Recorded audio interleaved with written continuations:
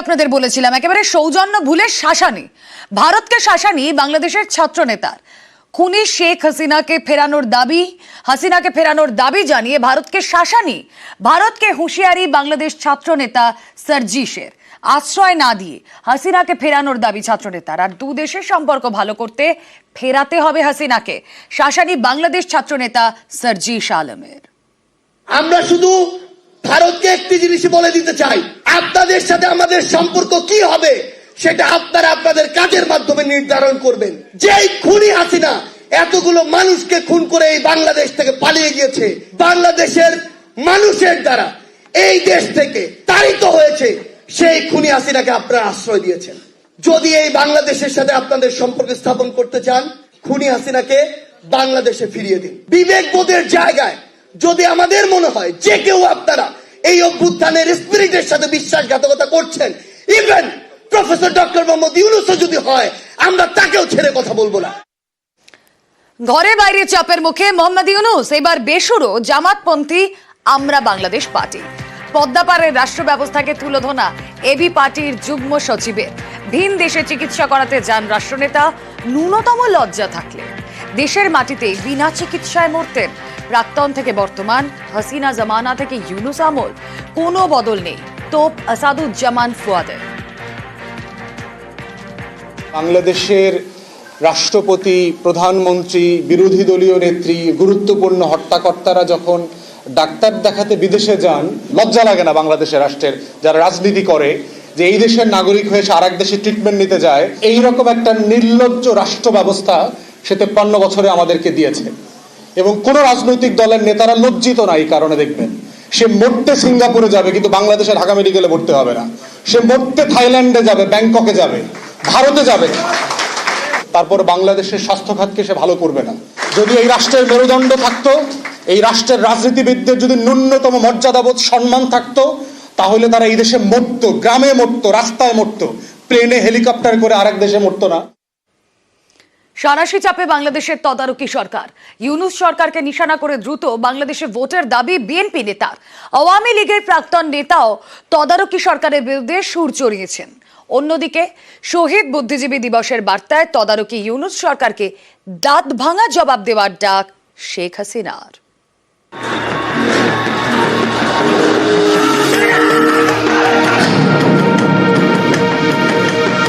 এই সরকার অন্তর্বর্তীকালীন সরকার, আমরা সবাই মিলে এই সরকারকে আমরা দায়িত্ব দিয়েছি। দয়া করে রাজনৈতিক দলগুলোকে বা রাজনীতিকে আপনাদের প্রতিপক্ষ বানাবেন না। এখন যে সরকার আছে সেটা তো অন্তর্বর্তী সরকার। এই সরকার কতদিন থাকবে? যে দেশ চালায়নি, দেশ সম্পর্কে জানে না, যে মানুষ সম্পর্কে জানে না, সে দেশের ভালো করবে কিরকম করে? অতএব এই সরকার ভালো মানুষ, কিন্তু কাজের মানুষ তাই। ভোটে জেতা সরকারকে ফেলে তদারকি সরকার, এখন আবার নতুন করে ভোটের দাবি। অগাস্ট থেকে বাংলাদেশে অন্তর্বর্তী সরকার, নেতৃত্বে নোবেল জয়ী মোহাম্মদ ইউনূস। বিভিন্ন মহলের দাবি, তার জমানায় বাংলাদেশে অস্থিরতা বেড়েছে, সংখ্যালঘুদের উপর নির্যাতন হচ্ছে বলে অভিযোগ। এই নিয়ে আন্তর্জাতিক চাপ রয়েছে। আর এই পরিস্থিতিতে বাংলাদেশে দ্রুত ভোটের দাবি বিএনপি নেতা। আমরা আশা করি খুব দ্রুত জনগণের ইচ্ছা অনুযায়ী নির্বাচনের ব্যবস্থা হবে, অবাধ, সুষ্ঠু, নিরপেক্ষ নির্বাচন। নির্বাচনের মধ্যে দিয়ে জনগণ তাদের প্রতিনিধি নির্বাচন করার সুযোগ পাবেন, পার্লামেন্ট গঠন করার সুযোগ পাবেন। দ্রুত ভোটের দাবি তুলে তদারকি সরকারের উপর চাপ সৃষ্টি করতে চাইছে বিএনপি। পাশাপাশি ইউনূস সরকারকেও নিশানা করেন বিএনপি নেতা। এই সরকার অন্তর্বর্তীকালীন সরকার, আমরা সবাই মিলে এই সরকারকে আমরা দায়িত্ব দিয়েছি। বিশেষ করে আমরা বিএনপির তরফ থেকে প্রথম থেকেই তাদেরকে আমরা সমর্থন দিয়েছি। কিন্তু যখন এই কথা বলেন যে রাজনৈতিক দলগুলো অন্তর্বর্তীকালীন সরকারকে ব্যর্থ করার জন্য কাজ করছে, এটা অত্যন্ত মারাত্মক একটা অভিযোগ। আমি তীব্রভাবে প্রতিবাদ করছি এবং আমি মনে করি যে এই ধরনের উক্তির তার প্রত্যাহার করা উচিত। যে দয়া করে রাজনৈতিক দলগুলোকে বা রাজনীতিকে আপনাদের প্রতিপক্ষ বানাবেন না। এখন যে সরকার আছে সেটা তো অন্তর্বর্তী সরকার। এই সরকার কতদিন থাকবে জানি না। 1.5 বছর পরে নির্বাচন যদি হয়, তাহলে এই সরকারের আইন 1.5 বছর। এই সরকারে যারা এসছেন তারা নিজের নিজের জায়গায় সফল, এরা ভালো মানুষ বলে পরিচিত। ঘুষ এখনো চলে না টুকটাক করে। আরে ভাই, আমি একে সরলাম কি বিকে বসাবার জন্য? আমি এক চোর বদলে আরেক চোরকে বসাবার জন্য কাজ করেছি। নাগরিক ঐক্যর নেতা মাহমুদুর রহমান মান্না ছিলেন আওয়ামী লীগের নেতা। বিভিন্ন সময় তিনি শেখ হাসিনা সরকারের সমালোচনা করেছেন। এবার তার নিশানায় ইউনূস সরকার। এই সরকারে যারা এসছেন তারা ভালো মানুষ, তারা লুটেরা না, তারা মিথ্যুক নয়, তারা প্রতারক নয়। যে দেশ চালায়নি, দেশ সম্পর্কে জানে না, যে মানুষ সম্পর্কে জানে না, সে দেশের ভালো করবে কিরকম করে? অতএব এই সরকার ভালো মানুষ, কিন্তু কাজের মানুষ নয়। শনিবার বাংলাদেশের শহীদ বুদ্ধিজীবী দিবস। এদিন দেশ জুড়ে নানা কর্মসূচি পালন করে আওয়ামী লীগ। তার আগে দলের নেতাকর্মীদের বার্তা দেন শেখ হাসিনা, নিশানা করেন ইউনূস সরকারকে। বিবৃতিতে হাসিনা জানান, জাতির এক গভীর সংকটময় মুহূর্তে এবছর শহীদ বুদ্ধিজীবী দিবস পালিত হচ্ছে। স্বাধীনতা বিরোধী এবং বুদ্ধিজীবী নিধনকারীদের দোসররা দেশি বিদেশি ষড়যন্ত্রের মাধ্যমে নির্বাচিত আওয়ামী লীগ সরকারকে হটিয়ে অবৈধভাবে ক্ষমতা দখল করে সাধারণ মানুষের উপর অমানবিক নিপীড়ন নির্যাতন চালাচ্ছে। স্বাধীনতা বিরোধী অপশক্তির এসব অপকর্ম বীর বাঙালি কোনোদিন মেনে নেয়নি, ভবিষ্যতেও নেবে না। এদের দাঁত ভাঙা জবাব দেওয়ার জন্য আমি মুক্তিযুদ্ধের চেতনায় বিশ্বাসী, সকলকে ঐক্যবদ্ধ হওয়ার আহ্বান জানাচ্ছি। যেভাবে অর্থনীতি চলছে তাতে মোহাম্মদ ইউনূসের পক্ষে ভারসাম্য রাখতে পারছেন।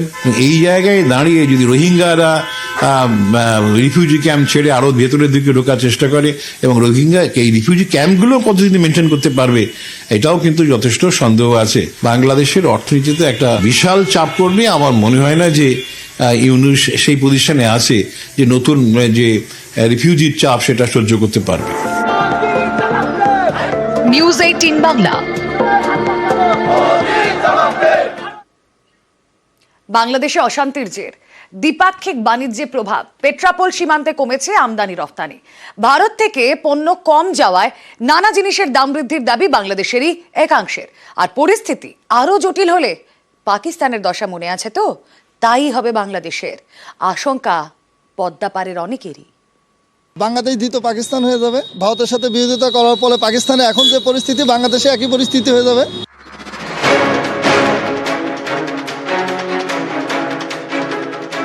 ইসকনের সন্ন্যাসী চিন্ময় কৃষ্ণ দাস গত মাসের শেষের দিকে তাকে গ্রেপ্তার করা হয়। এরপর থেকে অশান্ত বাংলাদেশ। সংখ্যালঘুদের মারধর, তাদের বাড়িতে আগুন ভাঙচুর থেকে সংখ্যালঘুদের ধর্মীয় স্থানে হামলার নানা অভিযোগ। আর আমাদের হিন্দুদের উপর এমনি আমরা খুব মানসিক চাপে আছি। এই বিষয়টা আমি আমাদের ঢাকার বিষয় নিয়ে আমি কোনো কথা বলতে চাচ্ছি। কারণ আমরা যে জায়গাটাতে আছি আমরা খুব ভালো আছি, কিন্তু বাইরে আমাদের যারা আছে আত্মীয় স্বজনী যারাই যেখানে আছে তারা খুব আনসেফ আছে। অত্যাচারটা বন্ধ হওয়া উচিত, আগেকার মতো বাংলাদেশ গড়ে তোলা উচিত সব। পদ্মাপাড়ে অশান্তির ভুরি ভুরি অভিযোগ। এরই মধ্যে ভারত বিদ্বেষ চরমে, সেদেশের কট্টরপন্থীদের হাস্যকর সব হুমকি। এসবের জের এসে নাকি পড়েছে ভারত বাংলাদেশ দ্বিপাক্ষিক বাণিজ্যেও। পেট্রাপোল সীমান্তে আগের মতো আমদানি রপ্তানি কমেছে বলে দাবি ক্লিয়ারিং এজেন্টদের। এক্সপোর্ট তো অনেক কমেছে, অর্ডারও কমেছে। বাংলাদেশ থেকে যে পরিমাণ অর্ডার আসে সেই পরিমাণ অর্ডার আসছে না। অনেক ফ্যাক্টরি বন্ধ হয়ে গেছে। গতকাল থেকে একটু ট্রাক কম আছে। ক্ষতি তো একটু হচ্ছেই, মালের অর্ডার কম হলে একটু ক্ষতি তো হচ্ছেই। ভারত থেকে রপ্তানি কমে যাওয়া ইতিমধ্যে পদ্মাপাড়ে নানা জিনিসের দাম বাড়ছে বলে দাবি। জটিলতা আরও বাড়লে বাংলাদেশের পরিস্থিতি নিয়ে আশঙ্কা প্রকাশ ওপার থেকে এপারে আসা অনেকেরই। বাংলাদেশ দ্বিতীয় পাকিস্তান হয়ে যাবে। ভারতের সাথে বিরোধিতা করার ফলে পাকিস্তানে এখন যে পরিস্থিতি, বাংলাদেশে একই পরিস্থিতি হয়ে যাবে। তা আপনি 1 কেজি চিনি খাইতে হবে তখন 300 টাকা, 1 কেজি পেঁয়াজ খাইতে হবে 250 টাকা। ইতিমধ্যে কি বাংলাদেশে দাম বাড়তে শুরু করেছে? 100% সব কিছুর দাম বেশি। ওষুধ বলেন, খাদ্যদ্রব্য বলেন, যে কোনো জিনিস। হুগলির বলাগড়ের জিরাট এই এলাকায় গাছের অনেক নার্সারি রয়েছে। এখান থেকে অন্যান্য রাজ্যের পাশাপাশি বিদেশেও গাছের চারা যায়, যেমন বাংলাদেশ, নেপাল, ভুটান। নার্সারি মালিকদের দাবি সপ্তাহে গড়ে 10 থেকে 12 লক্ষ টাকা রপ্তানি হতো বাংলাদেশে, কিন্তু পদ্মাপাড়ে অস্থির পরিস্থিতিতে সেই রপ্তানি নাকি এখন পুরোপুরি বন্ধ। ক্ষতি তো হচ্ছে অবশ্যই। 12 জায়গা ভর্তি করে মাল। কি কি গাছ যেত মোটামুটি? আম, জাম, কাঁঠাল এবং সমস্ত রকম ফুলের গাছ, যেটা ওদের প্রয়োজন। যত আমাদের শীতের গাছ আছে, ফলের গাছ আছে, সবটাই যেত এবং ওখান থেকে আসতো। সেটা টোটালটা বন্ধ হয়ে গেছে। বর্ডার আটকে দিয়েছে। তারাও কি চাইছে যে পরিস্থিতি? হ্যাঁ, তারাও চাইছে, নালে তো উভয় পক্ষের দুজনারই ক্ষতি না, লস। নিউজ 18 বাংলা।